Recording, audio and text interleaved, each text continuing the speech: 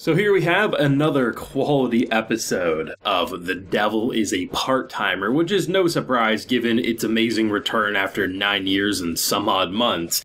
But holy shit, the love triangle between Mao, Chi, and Emmy is so much more interesting now that there's a baby involved, and the interesting idea of like this baby who can't actually be Emmy and Mao's, but for some reason is thinking they are, and you know, that these are my parents. The idea that you then have Chi in the mix, who is essentially Big Sis Chi, but the whole idea of confessing my love, not knowing what his answer is going to be. You have Emmy, who's like, I'm totally going to kill this dude someday, but then blushes and completely melts at the thought of being the devil's wife. There's so many different things at play. And even though the logical bet would probably be that, if not at the end of this season, at some point in the story, the baby gets removed from the equation, and it'll probably be like this tearjerker moment of, yeah, well, even if it wasn't technically ours, we raised it like a kid that we had, and there will probably be some heartbreak there. And then in return, it'll be an interesting where do you go after, feeling like you're the mom and dad, or, you know, the stepmom in the case of Chi, who's basically just looked at as the big sis, but is doing a hell of a lot from shopping to just being there for them. Even if they don't necessarily go the route of removing the baby and keeping her around forever, what it's doing is it's shaking the cast in a more interesting way than if we didn't introduce her. Because the idea of confessing your love, or the idea of simply like, who once was an enemy now wants to probably bang me, or the idea of a coworker who probably also wants to do the same. The idea that you have Satan, of all characters, running a little orphanage because, I mean, he has Lucifer living in a closet who uses Prime Delivery and doesn't do a whole lot. Granted, the end of the episode does say that he's probably going to go investigate the portal, even though he does have pizza and wings coming to his door any minute. But the idea that you have Ulciel, who's kind of like the housewife, who also is just completely dying from this kid. The idea that this man should be the most evil, the most corrupt person out there, and he's going on little bike rides with his new adoptive daughter. Even though he's literally working at McDonald's and not making a whole lot of money, he makes sure that everyone is provided for who lives under the same roof. And I think it's so fascinating watching this kid really shake them to their core, because you already have the flustered emotions of, you know, a high school girl who literally is like, I wish I could be you. I would give anything in order to switch places with you, you bitch, but I'm gonna put on a smile and I'm still gonna be nice about everything.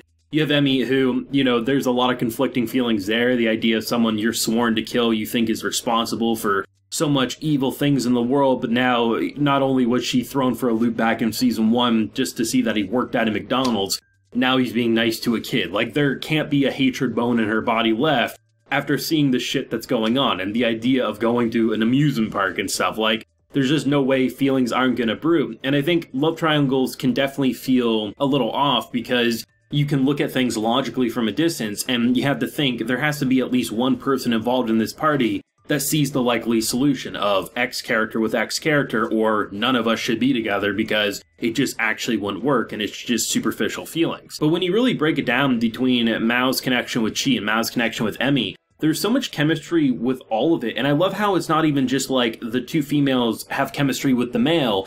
Also, Emmy and Chi have a lot of good chemistry themselves in terms of being friendly around each other. Like, even when there's the jealous and envy kind of feelings radiating off of Chi, it never feels toxic in the way of a lot of shows with a similar love triangle setting. Granted, not many can say that they're in a love triangle with Satan, but you get my gist. I just love this episode and what this kid's doing for everything, and how they're really having fun with the baby stuff in terms of changing smelly diapers to she just wants mama and papa, and when they're not around, apparently no one gets sleep. And granted, they live in a pretty shitty apartment, all things considered, so they have very thin walls, so I can only begin to imagine either noise complaints or just the shit that their neighbors are dealing with right now, given that, I mean, look at Ulciel, he's like a moment away from picking up drinking, or at the very least day drinking, that is. I can only begin to imagine how it feels being the neighbors just being like, goddamn, can you keep your demon spawn of, you know, just quiet for a minute or two. But this was a great episode. I was pretty much on par with the first episode. I knew for a fact that the baby was going to introduce so much new energy to the show because Alice is just such an incredible addition. She's adorable. Her pouts,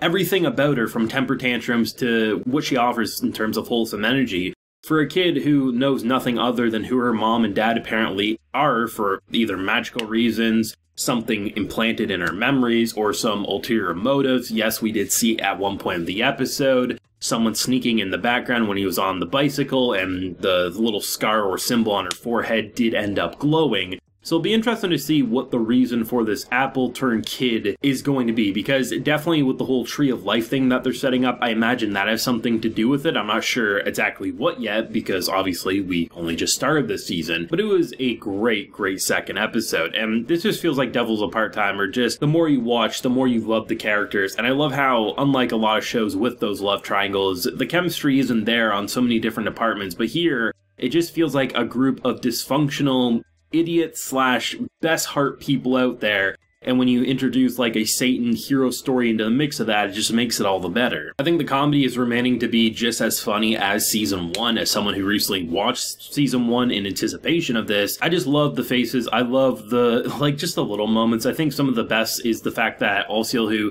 is just someone who's so stressed as is, you throw a baby into the mix, he's even more so. And the fact of the matter is, he's literally praising a child as being better to live with than Lucifer, because she picks up her dishes, she says thank you, she is a blessing despite making me want to tear my hair out because she's so noisy. I would take 1,000,000 of her over a Lucifer any day of the week. And just when he like storms in from just like opening up the cupboard, that shit cracks me up every single time, because that was one of the funnier parts of season 1, is just their bickering and constant like holy shit. And it just is kind of the comedy that writes itself, that despite all of the holy shit he looks like he hasn't slept for a month but it's only been a day, despite feeling all that, he can still put this child above him because that's just the way it is with them. And I love the fact that Mao isn't that kind of like self-entitled asshole about things. Like, even though I think, given like he's already running an orphanage with Lucifer in his home, the fact of the matter is he's giving it his all to make sure that they're still provided for, and it really does go a long way to make him not feel like Satan, but rather Mao, and someone who does have a good heart at the end of the day. And